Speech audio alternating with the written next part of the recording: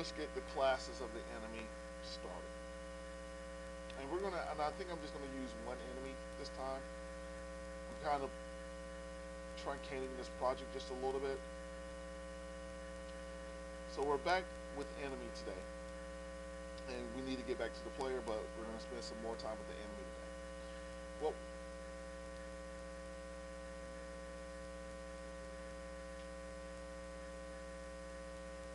I don't know if I can fix that. Yeah, sorry. So what I'm going to do is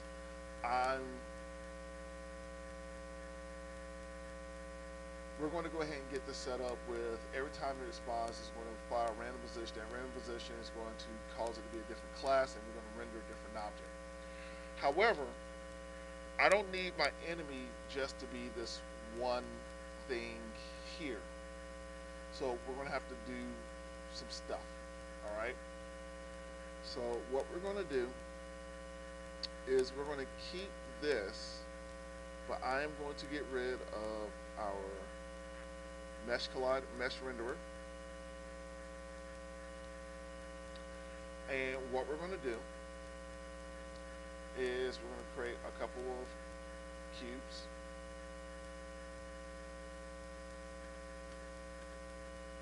And this is going to be our kind of prefab geometry for our actual enemy. And we're going to end up just replacing these once we're ready. Okay? So we're going to name this one Scout. Actually, we're not going to use Scout because all you guys have 3. We're just going to use low,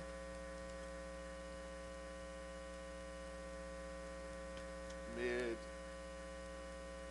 high.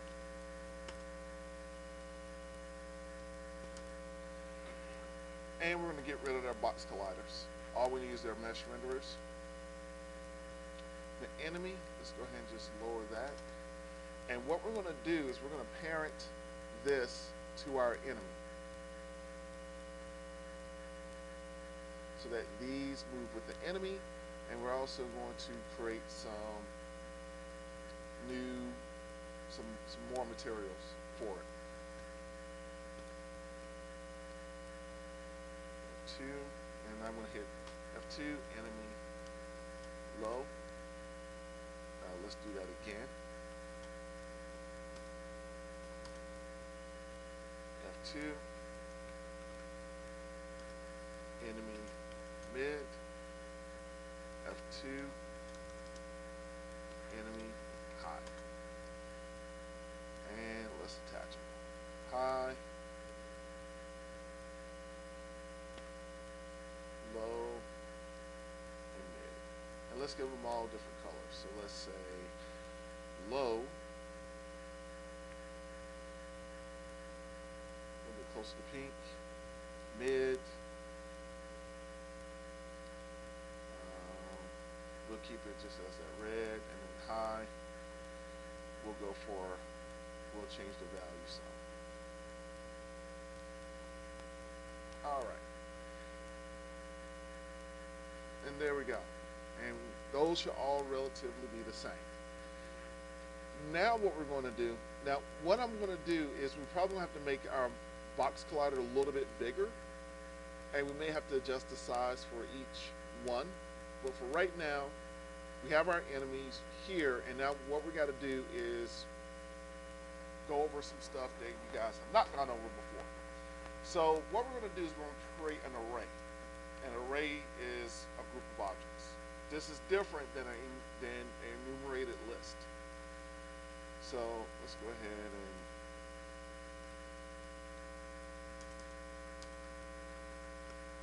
enemy A2.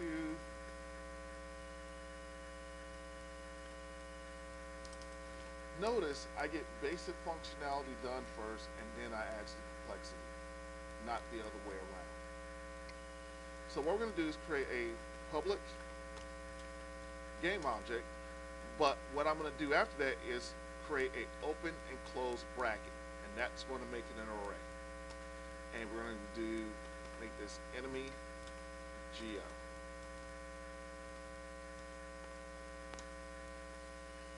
Now, I'm going to hit build. And in the inspector, now on enemy, we got enemy geo, and I have 3 enemies. The first number in any array is 0. Just like the first number in any type of computer science is always 0. 0 is a number. Without 0, you can't really do anything. But, so I'm going to hit 3. So element 0, 1, and 2, there's 3 objects. And then 0, we're going to put our low. And 1, we're going to put our mid. And a high, we'll put that in 2. Now, we're going to end up swapping out this geometry later. But right now, I'm just trying to get it to work. And we don't have any of this stuff built, so we don't have to swap anything out now. But we will. Understood? Now, what we're going to do is now tell it so that, yes,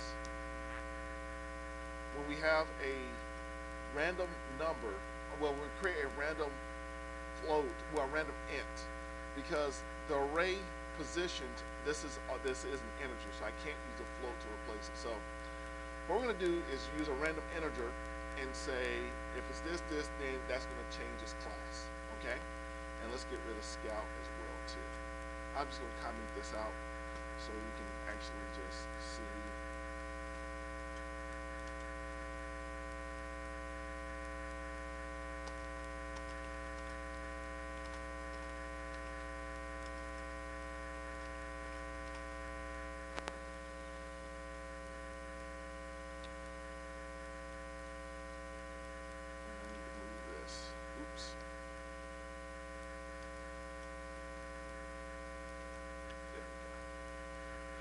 Alright, so what we're going to do is create we'll make it private. We'll create an int enemy class, and in our respawn, make that 0 right now. Oh, can't use that because I already used it. Enemy class get. There we go. And what I'm going to do is in our function that we created to respawn the player, and we can do this down here, is what we're going to do is make enemy class get equal to a random range. That range will be from 0 to 2, because that's the length of our array. And what we're going to get, first thing we're going to do is tell the enemy geo, and what we're going to do for its position is use enemy class get. The next thing we're going to do is we're going to get its renderer, get component,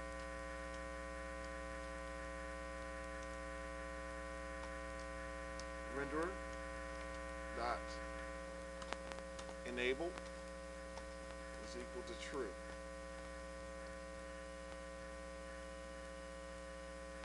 And I guess when we start, we also need to tell the other renderers to be equal to false. So we'll do that as well too. And what we're going to do for that is just create a for loop. So when we start, before we respawn, because this order of operations is important, is we'll create a for loop. For loop is your basic, it's a basic algorithm. What is an algorithm? Algorithm is a mathematical equation that has a point of termination. So once it gets to a certain point, it stops. So we'll do for int I is equal to 0. And what we're going to do is get our enemy class, enemy geo, and we're going to get the length of the array. And then we're going to propagate or increment up our integer that we're using to go through our list. Then we're going to do this, And instead of enemy class get, we're going to place that with I, and enable, we're going to turn that to false.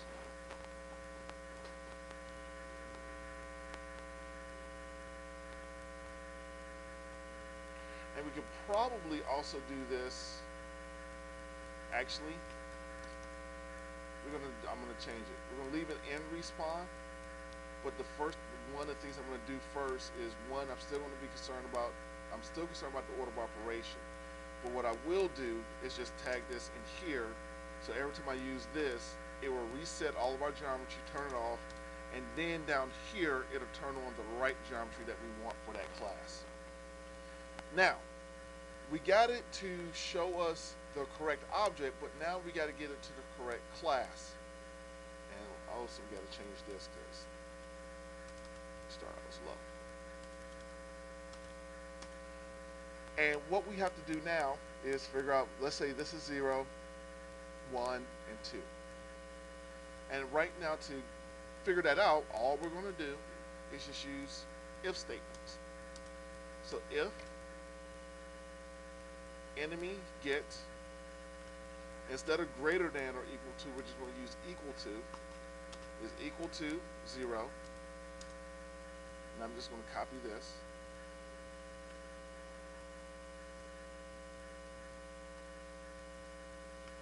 The class will stay low.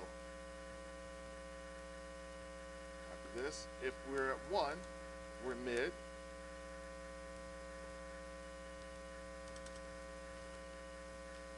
And if we're at 2, we're high.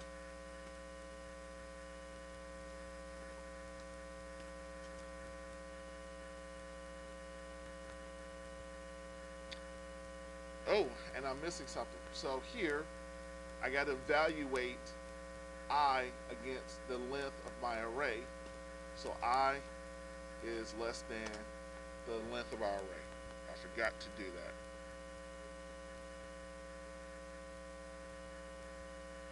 Now, let's see if it works. Move this up. There we go. So it's off of our player.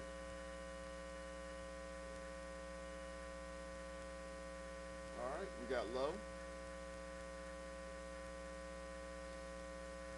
We got mid.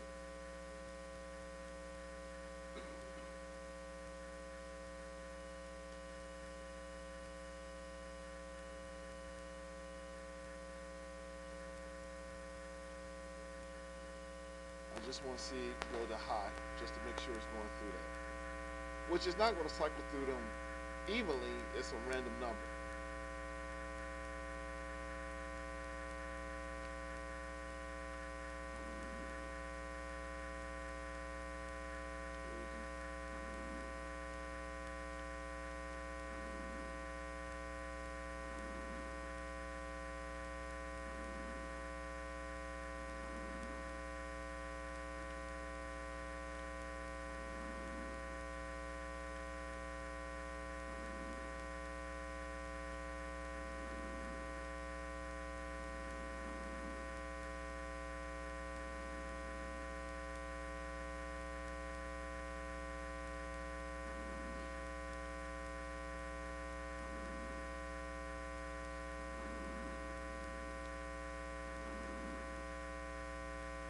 So what we're having here is getting to the other two, but it's not really getting the high.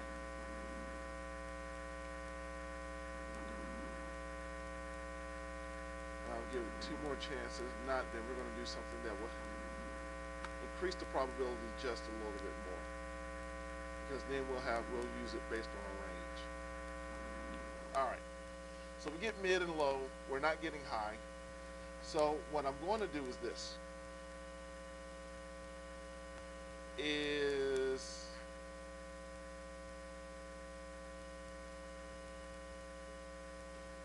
We're going to have to change this up just a little bit. So instead of random range 0 to 2, I'm going to use, let's say we use -100 to 200. And then I'm going to have to create some curly braces in here because I'm getting some multiple lines of code. Even though it doesn't matter that much because unless I declare a variable inside of my if statement.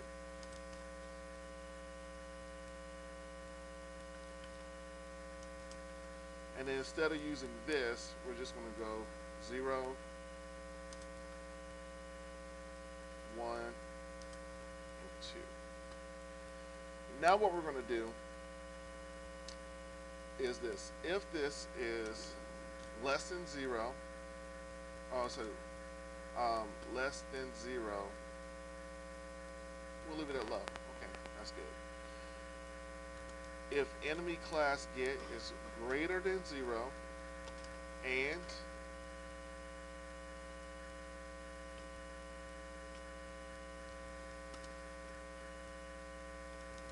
less than 100, less than or equal to 100, we go to mid. And then if this is greater than 100, we should go to high.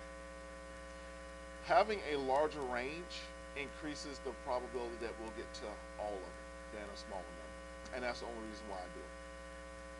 So it's not exact, so we have a range that allows us to do it, but we have to specify which one we want. I just can't use that for it. But I can use it to evaluate which one I want to use. Does that make sense?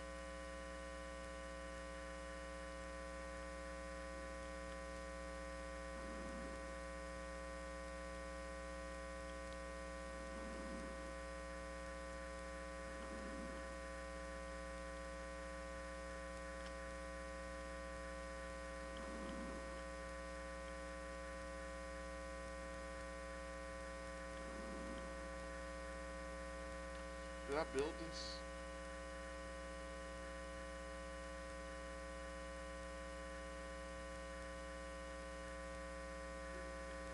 There we go.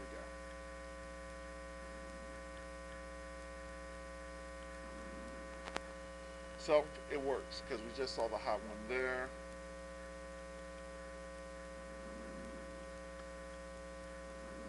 And we got mid. Now we got high.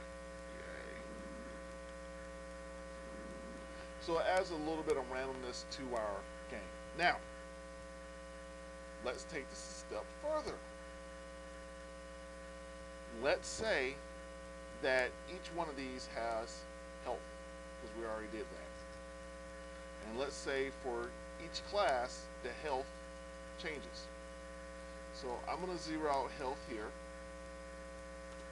And what I'm going to do, well, we'll leave it public for right now.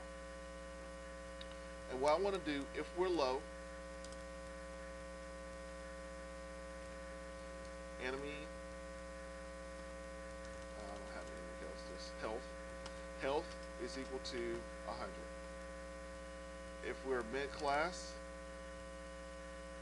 why do I keep copying and pasting without having copied the right one?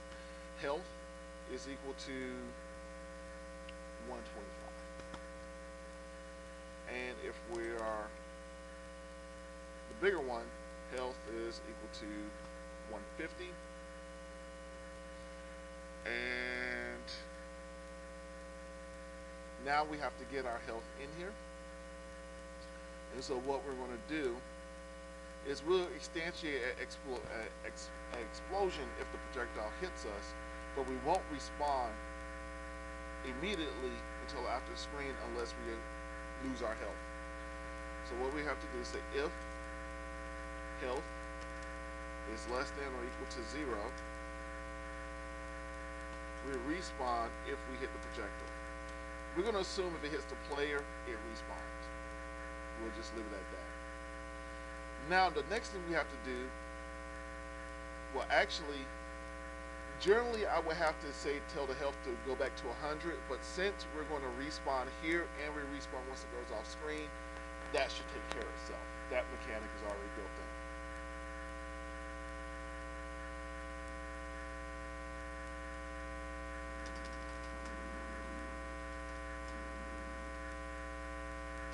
Oh, also have another issue here.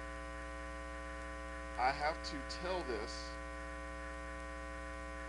that every time you get hit with a projectile to decrement health.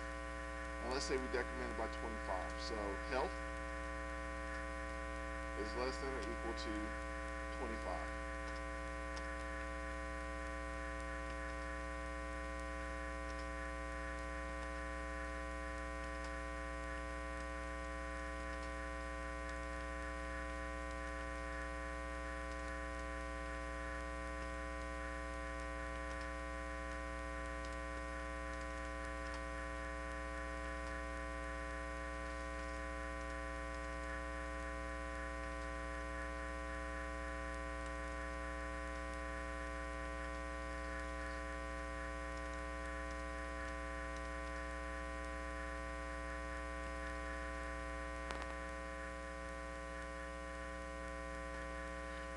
Get to add our semicolon. Alright, let's do it. We built it.